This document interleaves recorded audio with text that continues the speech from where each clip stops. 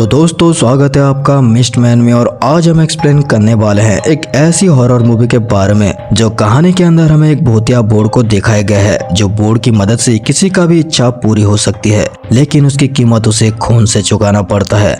Movie का नाम है विच बोर्ड, जो कि काफी बढ़िया है। जो मूवी के शुरू होते ही कहानी के एंड तक आते आते कहानी और भी इंटरेस्टिंग हो जाती है। तो चलिए दोस्तों बिना देर किए बढ़ते हैं कहानी की ओर।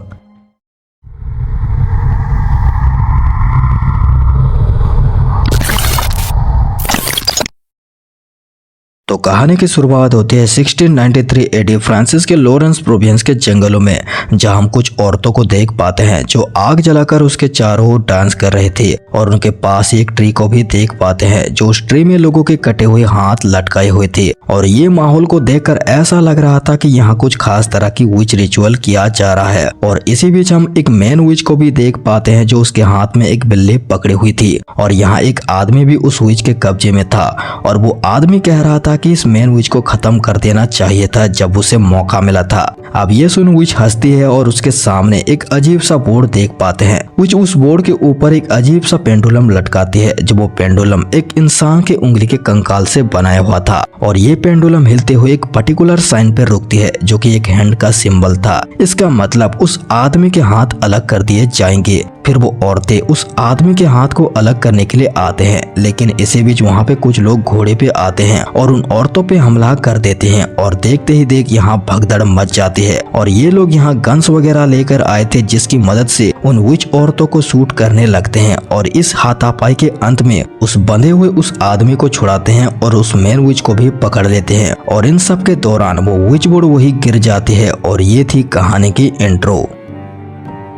अब यहाँ से कहानी प्रेजेंट टाइम में आती है, जहाँ हम उस विच बोर्ड को देख पाते हैं जो एक म्यूजियम में रखा हुआ था। और उस विच बोर्ड को चुराने आते हैं दो चोर, और उनका मकसद है सिर्फ उस विच बोर्ड को चुराना। लेकिन इन दोनों चोरों में से एक चोर चाहता था कि वो बाकी चीजों को भी चुराए, लेकिन उसका साथी मना करता है। और इस बात को लेकर उन दोनों चोरों में हाथापाई हो जाती है और यहाँ की अलार्म भी बज उठती है। और दोनों चोरों के हाथापाई के बीच एक चोर को गोली लग जाती है और बचा हुआ चोर उस विच बोर्ड को चुराता है और वहाँ के गार्ड वगैरह को गोली मार के वहां से भाग जाता है। और यहीं पे सीन कट हो जाता है। अब अगले सीन में हम कुछ लोगों को देखते हैं जहां वो जंगल में फ्रेश मशरूम कलेक्ट कर रहे थे। और इसी बीच हम एक कपल को देखते हैं, क्रिश्चियन और एमिली को। अब इनकी बातों से हमें पता चलता है कि ये लोग साथ मिलकर एक रेस्टोरेंट स्टार्ट करने वाले थे। और ये सारे फ्रेंड अपनी लाइफ की पूरी सेविंग इस रेस्टोरेंट में झोंक चुके हैं। और ये रेस्टोरेंट का प्राइमरी ओनर क्रिश्चियन रहने वाला था, और क्रिश्चियन की मदद उसकी गर्लफ्रेंड एमिली भी कर रही थी।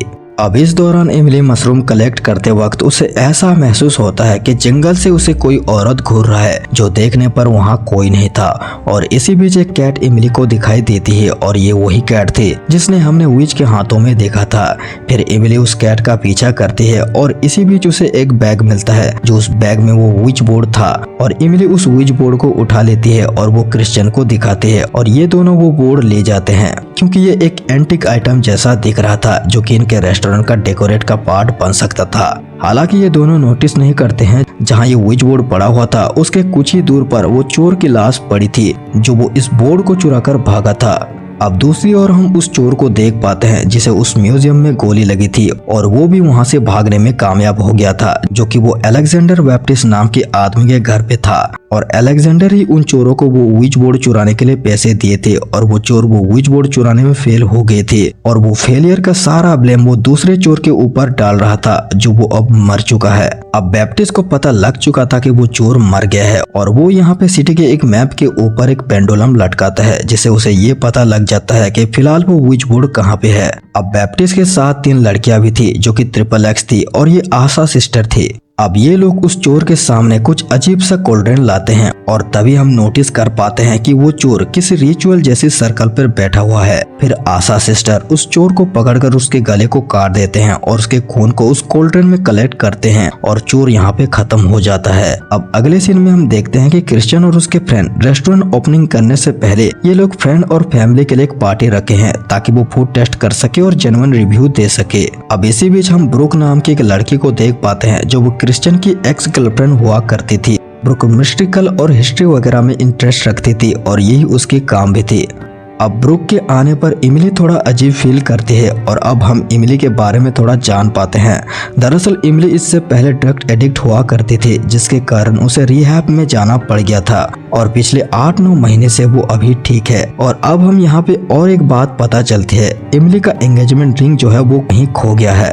अब यहाँ पे इमिली और ब्रुक के बीच बातचीत होती है, जहाँ इमिली उस स्विच बोर्ड के बारे में बताती है कि ये चीज आखिर है क्या, जहाँ ब्रुक उसे बताती है कि ये एक वीजी बोर्ड के पहले की चीज है, अराउंड 1600-1700 की आइटम है और वीजी बोर्ड इससे इंस्पायर्ड हुआ था। ब्रुक कहती है कि ये एक ऑथेंटिक बुक है और वो यहाँ बने हुए सिंबल के ऊपर भी ध्यान देती है और वो बताती है कि बोर्ड के ऊपर एक पेंडुलम हिलाकर आपको आपका सवाल के जवाब मिल सकते हैं और आत्माओं से भी बात हो सकती है। अब ये सुन इमली तुरंत ही नेकलेस उतारकर पेंडुलम यूज करती है, लेकिन यहाँ कोई भी मूवमेंट नहीं होता और इसे ऐसा लगता है कि ये बोर्ड काम नहीं कर रहा है। लेकिन तभी घर के फायरप्लेस से कौवा निकलता है जो वो जल रहा था और वो घर में उड़ने लगता है और यहाँ वहाँ आग लगाने लगता है, जिससे वहाँ अफरा तफरी मच जाती है। लेकिन कुछ लोग खिड़की खोलकर उस कौवे को घर से बाहर निकलते हैं और वहाँ लगे आग को भी बुझाते हैं। अगले दिन सभी रेस्टोरेंट की मेनू एनालिसिस करने के लिए फूड आइटम बनाने लगते हैं। वही इमिली को उस स्विच बोर्ड के बीच एक अजीब सा आय जैसा कुछ दिखाई देती है और वो टर्न हो रही थी। वो उस आयस को निकालती है और उसके अंदर उसे एक फिंगर बोन वाला पेंडुलम मिलता है जो हमने कहानी की शुरुआत में देखा था। अब इमिली उस पेंडुलम की मदद से पूछती है कि उसका एंगेजमेंट रिंग कहाँ है।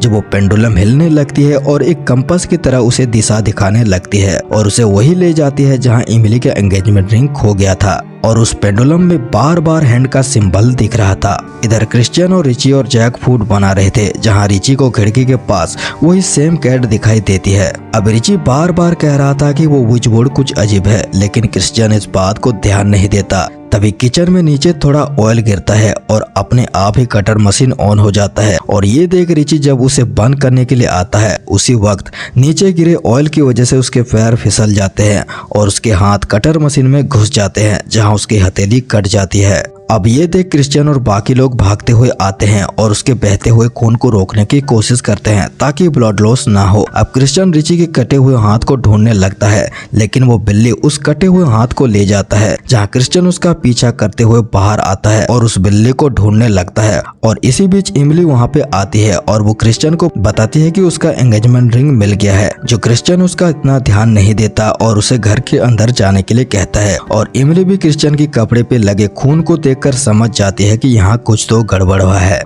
अब इसी बीच हम उस बिल्ली को देख पाते हैं जो वो छुपकर उस हाथ को खा रहा था। इसी बीच क्रिश्चियन को वो हाथ नहीं मिलता तो वो अंदर जाता है और उसे पता लगता है कि रिची का ज्यादा खून बहने की वजह से उसकी मौत हो गई है।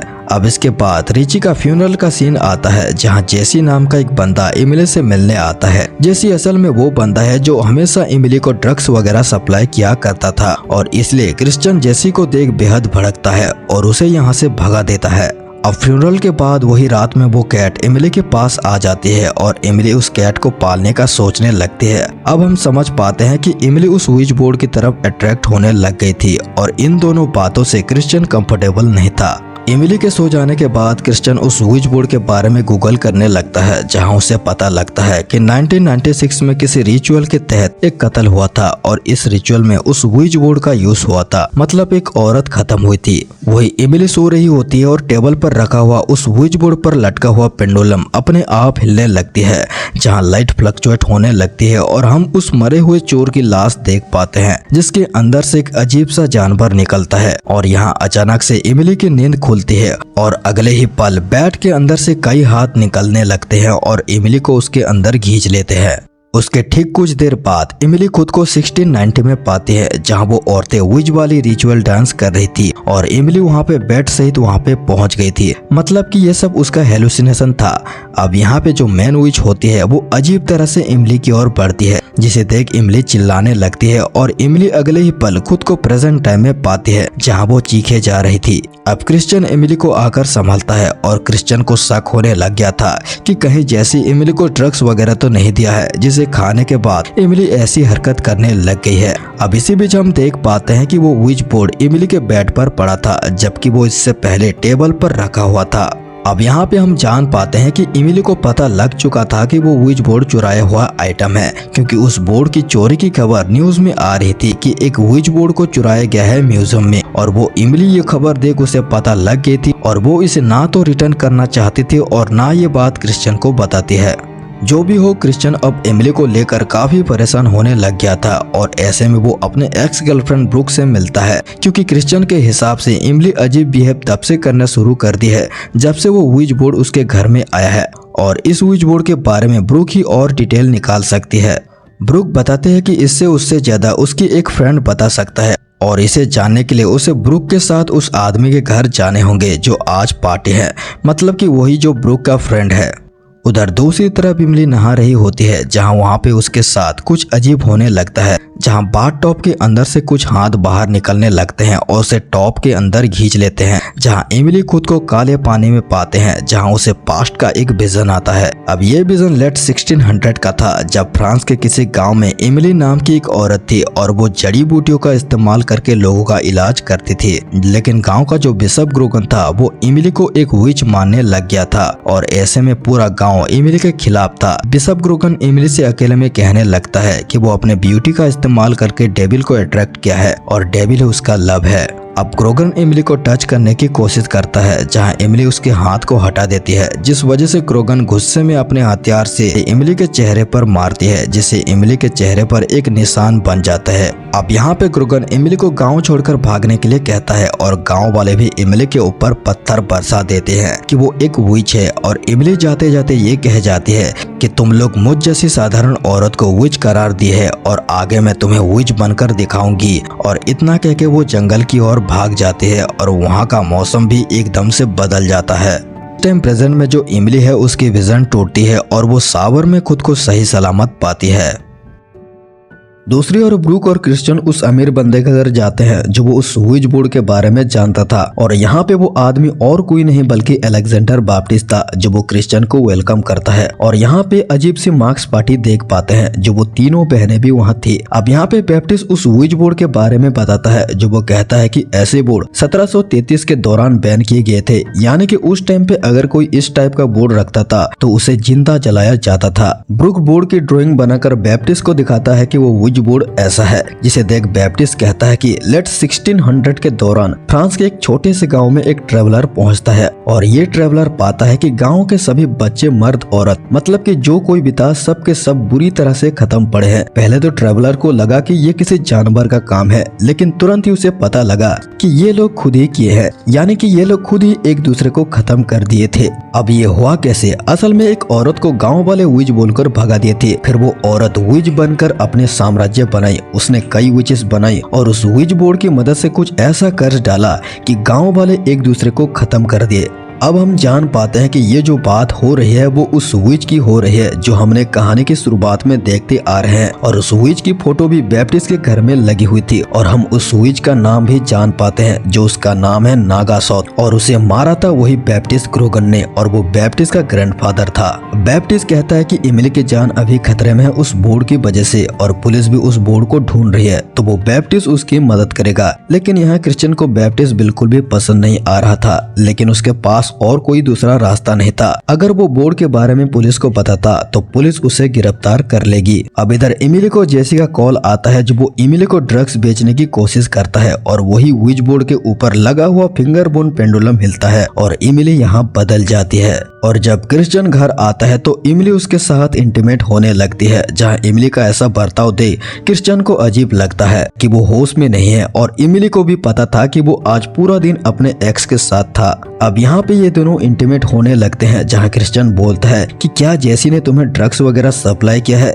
इमिली बोलती है कि बोर्ड ने मुझे बताया है कि आज के बाद जेसी मुझे कभी परेशान नहीं करेगा। तभी हम जेसी का सीन देख पाते हैं, जहां जेसी एक छत पे जाता है जहां ड्रग्स लेने वालों का अड्डा था। अब यहां जेसी एक नए लड़की को ड्रग्स देने जाता है कि तभी वहां पे वो बिल्ली आ जाती है, जहां जेसी के हाथ पे हमला कर देती है और वो जेसी के चेहरे पे जाकर उस आंखों को खरोचने लगती है। जेसी को कुछ भी दिखाई नहीं देता और जेसी इधर उधर भागते हुए अनबैलेंस हो जाता है और वो सीधा छत से गिर के एक स्टैचू के तलवार पे गिर के खत्म हो जाता है। और इधर ये इंटीमेट हो रहे होते हैं और इसी बीच वो बोर्ड पे वो पेंडुलम एक डेथ वाला सिंबल पे रुकता है और इंटीमेट हो रही इमिली के जगह हम नागासोत को देख पाते हैं और अगले ही पल वो इमिली ही थी जो अब वो होश में आती है और वो डरने लगती है और उसे समझ में नहीं आ रहा था कि यहाँ क्या हो रहा है और क्रिश्चियन उसे शांत करता है और अगले दिन वो बैप्टिस्ट और ब्रूक को यहाँ उसके घर में लेकर आता है ताकि ये दोनों इमिली की मदद कर सके। फिर बैप्टिस्ट यहाँ रिचुअल के स्टेप करता है और वो उस स्विच बोर्ड के ऊपर फिंगर बोन वाली पेंडुलम घुमाता है और 10 तक काउंटडाउन करके इमिली को सुला देता है, जहाँ वहाँ की कुछ चीजें इधर उधर उड़ने लगती है और जो इमिली के क्रॉस थी वो सीधा दीवार पे जाकर लगती है। फिर वो पेंडुलम जो था वो बोर्ड के सर्कल के ऊपर नाचने लगता है और इसके पैरेलल में हमें 1619 का समय दिखाया जाता है,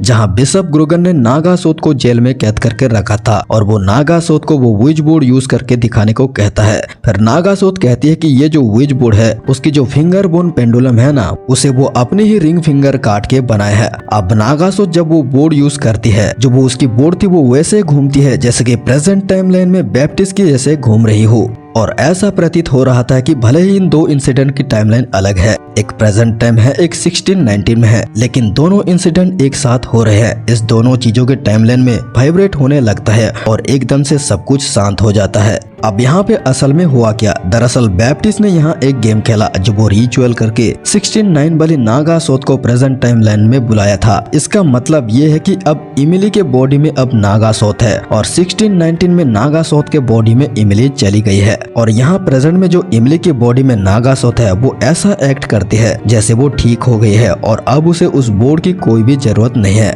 बैप्टिस्ट भी उसे स्माइल करके कहता है कि वो ये बोर्ड लेकर अथॉरिटीज को लौटा देगा, लेकिन असल में वो ऐसा नहीं करने वाला। वही 1619 में नागासोत के बॉडी में इमिली आई है और उसे समझ में नहीं आ रहा था कि वो जेल में कैद क्यों है और उसे तो यहाँ के लैंग्वेज भी समझ में नहीं आ रहा था।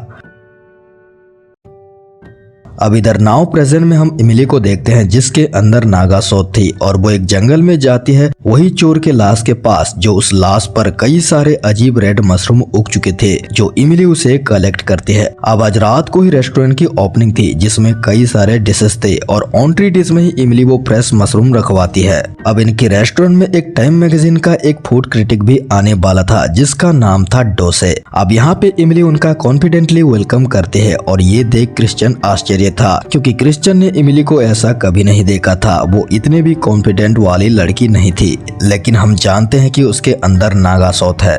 इस पार्टी में बैप्टिस्ट और ब्रूक भी आते हैं और धीरे धीरे खाना सर्व होने लगता है और बैप्टिस्ट ब्रूक से कहता है कि वो यहाँ कुछ भी ना खाए और वो भी नहीं खा रहा था, खास करके वो रेड मशरूम। अब यहाँ पे बाकी लोग खाना शुरू करते हैं, लेकिन इमिली के लाए हुए रेड मशरूम में कुछ तो ऐसा था जिसे सभी लोग को बहुत ही टेस्टी लगता है और सभी लोग एकदम से हॉट फील करने लगते हैं और उनके बर्ताव अजीब होने लगते हैं और एक लेडी वहाँ के वेटर जैक को टच करने लगती है जो वो खाना सर्व कर रहा था और उस लेडी का जो पति था वो ये देख बहुत ही गुस्सा होने लगता है। अब धीरे धीरे हम देखते हैं कि वहाँ का माहौल एकदम से बदल चुका था। सभी लोग अजीब तरह से बिहेव करने लगे थे, सभी लोग हंसने लगे थे और एक दूसरे को गुस्सा होने लगे थे और इमिली नुकीले चाकू बांट देती है जिसके कुछ ही सेकंड में सभी लोग एक दूसरे को मारना शुरू कर देते हैं। और वो टाइम मैगजीन वाला जो बंदा आया था मिस्टर डोसे, उसको जो खाना दिया गया था वो एक हाथ था और ये वही रिची का कटा हुआ हाथ है। तभी हमें दिखाया जाता है कि विज बोर्ड के पेंडुलम हिल के एक डेथ वाला सिंबल पे था, इसलिए सभी लोग एक दूसरे को मार रहे हैं। इधर क्रिश्चियन की एम्प्लॉय भी मशरूम टेस्ट की थी और उसके साथ भी अजीब होने लगता है। उसे क्रिश्चियन का चेहरा अजीब सा हंसता हुआ दिखाई दे रहा था और उसके चेहरे की जगह उसे कंकाल दिखाई देता है जहां वो क्रिश्चियन पे हमला कर देता है, लेकिन क्रिश्चियन उससे बचता है। अब इधर टाइम्स वाला रिपोर्टर मिस्टर डोसे क्रिश्चियन पर अटैक कर देता है, लेकिन क्रिश्चियन पलटवार करके वो डोसे को चाकू मारकर खत्म कर देता है और उसी वक्त पुलिस भी पहुंच जाती है और वो देखती है कि क्रिश्चियन के हाथ में चाकू है और यहाँ पे पुलिस क्रिश्चियन पे गोली चला देती है, जहाँ क्रिश्चियन वहाँ से भागता है और बाहर पुलिस उसे ऑलमोस्ट घेर लेती है, लेकिन इसी बीच वहाँ पे ब्रूक उसे बचा लेती है और वो अपने कार में बिठाकर भगाती है। इस सब के बीच इमिली ये देख एंजॉय कर रही होती है और वो बैप्टिस्ट के साथ निकल लेती है। अब यहाँ पे क्रिश्चियन देख लिया था कि इमिली बैप्टिस्ट के साथ गया है, तो वो बैप्टिस्ट के घर जाने का प्लान करता है, जहाँ ब्रूक उसे बताती है कि बैप्टिस्ट आज रात ही यूरोप निकल रहा है, तो उन्हें तुरंत ही वहाँ जाकर कुछ करना पड़ेगा। फिर वो दोनों जल्दी से बैप्टिस्ट के घर पहुंच जाते हैं, जहां क्रिश्चियन कार के डिक्के में छुप जाता है। क्योंकि बैप्टिस्ट के लोग ब्रूक को जानते हैं, इसलिए उसे अंदर जाने देंगे। लेकिन यहाँ पे बैप्टिस्ट के लोगों को पता लग जाता है कि क्रिश्चियन कार के डिक्के में छुपा हुआ है, तो वो उसे पकड़ लेते हैं। तभी हमें पता चलता है कि ब्रूक भी बैप्टिस्ट के लिए काम कर रही है और वो जानबूझकर क्रिश्चियन को यहाँ लेकर आई और उसे पकड़वा दी। जिसके बाद वो क्रिश्चियन को बंदी बनाकर बैप्टिस्ट के पास ले जाते हैं, जहां वो क्रिश्चियन को वही रिचुअल वाली जगह पर बिठाया जाता है। बैप्टिस्ट कहता है कि नागासोत को अपना रिवेंज फिर से लेना था ताकि वो दोबारा जिंदा हो सके, इसलिए वो रेस्टोरेंट वाला पूरा कांड किया, उसी 1619 वाला कांड की तरह, जहां उस टाइम में भी लोग इसी तरह से एक दूसरे को मारकर खत्म हुए थे। और अब नागासोत मेरे कंट्रोल में है और वो सबसे बड़ी विच है। अब यहाँ पे सवाल आता है कि आखिर नागासोत जो अब इमिली के शरीर में है, वो बैप्टिस्ट की बात क्यों मानेगा? और उसके ग्रैंडफादर बिशप ग्रुगन तो नागासोत को मारे थे और नागासोत भी बहुत बड़ी दुश्मन भी थी। बैप्टिस्ट बताता है कि उसकी फैमिली को हमेशा पता था कि नागासोत की पावर क्या है और वो नागासोत की पावर को यूज करना चाहते थे। अब इसके पैरेलल में हमें 1619 का सीन दिखाया जाता है, जहां नागासोत के अंदर इमिली है और उसे गांव के सामने जलाए जाने वाला है और इमिली बहुत ही ज्यादा परेशान है। अब इधर बैप्टिस्ट क्रिश्चियन से बताता है कि वो इंटरनेट पे एक फोटो देखा था और उसमें जो एक लेडी खत्म हुई थी वो विक्टिम नहीं बल्कि एक विच थी और वो औरत डायरेक्टली नागासोत की ब्लड लाइन थी और उस औरत की एक बेटी थी जिसे ऑर्फनेज में डाला गया था और इमिली भी ऑर्फनेज में पली बड़ी है। यानी कि बैप्टिस्ट बता रहा था कि असल में इमिली उस विच की बेटी थी जिसे वो नागासोत की ब्लड लाइन हो गई। और इसी बीच हम इमिली को देखते हैं जो वो नागासोत की तरह विच वाली ड्रेस पहनकर आती है और यहाँ पे जो इमिली के शरीर के अंदर नागासोत थी वो क्रिश्चियन को किस करता है। इससे क्रिश्चियन को विजन आता है कि 1619 में इमिली नागासोत के भेष में फंसी हुई है और उसे लोग जलाने वाले हैं। इसके तुरंत बाद ही बैप्टिस्ट के लोग क्रिश्चियन पे हमला कर देते हैं, लेकिन क्रिश्चियन पलटवार करके वो इमिली पे ही चाकू तान देता है। लेकिन बैप्टिस्ट इससे डरता नहीं है। वो अपने ग्रैंडफादर बिशप ग्रुगन की कोट और क्रॉस पहनकर कहता है कि नागासोत का बदला पूरा होने वाला है और अब कुछ भी नहीं हो सकता। लेकिन यहाँ पे सब कुछ बदल जाता है। इमिली के अंदर जो नागासोत थी उसे बैप्टिस्ट की जगह उसे बिशप ग्रुगन दिखाई देता है, जिसने उसकी जिंदगी बर्बाद कर दी थी। तो वो बैप्टिस्ट पे ही हमला कर देती है, जहाँ उसे बचाने के लिए वो तीनों बहनें आती हैं, जहाँ वो उन्हें भी खत्म कर देती है। और इस समय ब्रूक का भी हृदय परिवर्तन हो जाता है और वो बैप्टिस्ट के लोगों पे ही हमला कर देती है। और मौका देखते हुए क्रिश्चियन भी उस विच बोर्ड को आग में फेंक देता है, जहां वो जलने लगती है और इमिली भी जलने लगती है और वो आग बोर्ड की मदद से 1690 में जाते हैं। और ये होता ये है कि इमिली अपने शरीर में वापस आ जाती है और वो नागासोत भी अपने शरीर में चली जाती है, जहां वो गांव के सामने जलने वाली है। लेकिन वहां के लोग देखते हैं कि नागासोत तो नहीं जल रहा है, तो ऐसे में ग्रोगन भी आग में जाता है ताकि वो उसे मार सके। लेकिन नागासोत उसका गला पकड़ लेती है और उसे भी अपने साथ आग में रोक लेती है, जिससे वो दोनों ही जल जाते हैं। यहाँ पे प्रेजेंट में बैप्टिस्ट क्रिश्चियन को गोली मारता है और वो आग से वो विच बोर्ड निकालने लगता है, लेकिन उसके शरीर में आग लग जाती है। और इस मौके को देखते हुए क्रिश्चियन उसके ऊपर अल्कोहल फेंक देता है और इसी बीच इमिली भी उठ जाती है और वो बैप्टिस्ट के सर में गोली मारकर खत्म कर देती है। इसके बाद इमिली क्रिश्चियन को चेक करते हैं, जहाँ वो इमिली को वो क्रॉस देता है और वो दम तोड़ देता है, खत्म हो जाता है। अब कुछ देर बाद यहाँ पुलिस भी पहुंच चुकी थी और यहाँ के सिचुएशन को कंट्रोल किया जाता है, लेकिन वो विच बोर्ड अभी भी बचा हुआ है और यहाँ इमिली और ब्रूक एक दूसरे को सपोर्ट करते हैं। पुलिस बैप्टिस्ट की लाश को बॉडी बैग में डालते हैं और वो जैसे ही बैग बंद होता है तभी बैप्टिस्ट की आंख खुलती है, जहाँ वो लाल थी और यहीं पे सीन कट हो जाता है। और अब हमें वेटिकन सिटी रोम का दृश्य दिखाया जाता है, जो वो कुछ समय बाद का दृश्य है। और ये ब्रूक जो है वो उस विच बोर्ड को एक कैथोलिक आर्च बिशप को बेच देती है और इसके लिए आर्च बिशप ब्रूक को डायमंड देता है। और यहाँ हम ब्रूक के साथ इमिली को भी देख पाते हैं। अब इनके जाने के बाद वो बिशप उस विच बोर्ड का पेंडुलम यूज करता है और हम उसके पीछे नागासोत को देख पाते हैं, जो वो चिल्लाता है। और इसी के साथ कहानी यहीं पे हो जाती है खत्म। कहानी आपको कैसी लगी हमें कमेंट करना और वीडियो को लाइक कर देना और साथ में चैनल को सब्सक्राइब कर देना। थैंक्स।